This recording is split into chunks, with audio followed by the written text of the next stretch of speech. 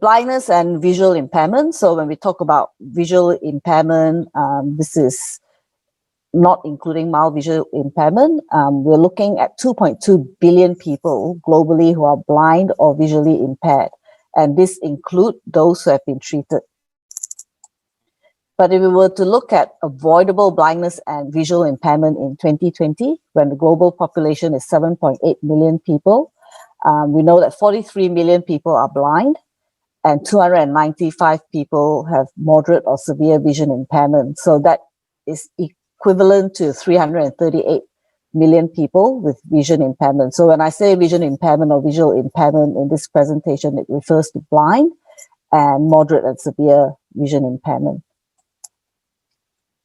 But if we were to take into account people with mild visual impairment, which is vision worse than 612, between 618 and 612, because we know that if you have vision worse than 612, you actually can't function very well. And legally, you can't do certain things in certain countries. So for example, in Australia, if you have vision of worse than 612, you're not allowed to hold a driver's license. So you can't drive a car, which for a lot of people, it has a huge impact on what they can do. So if we take in people with mild vision impairment as well, then we're looking at 596 million people with vision impairment.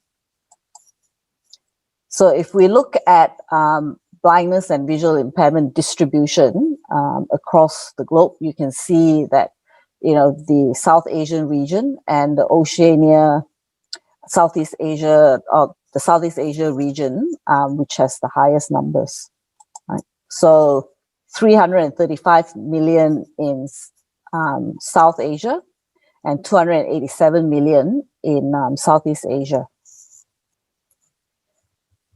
And if we were to look at visual impairment and equality, we can see that visual impairment is not distributed equally. So overall, women are 12% more likely to have vision loss, and they're 8% more likely to be blind, and 15% more likely to have moderate or severe vision impairment.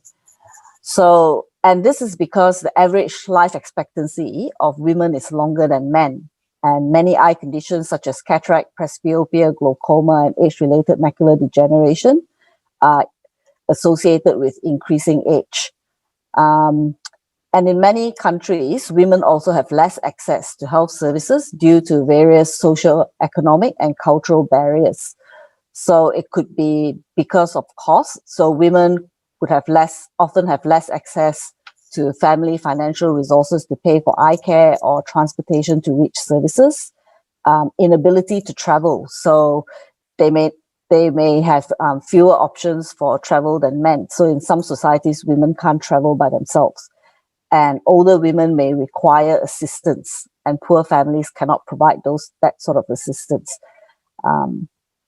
So lack of access to information and resources. So female literacy can be lower than for males, especially among the elderly population. So as a result, women can be less likely to know about the possibility of treatment for eye disease and where to go to receive it. And as optometrists, we know that the older you get, the more likely you are to have visual impairment. So 73% of all the people who are blind and vision impaired, 73% are in older adults, so age 50 and over, and then only 8% are children and adolescents.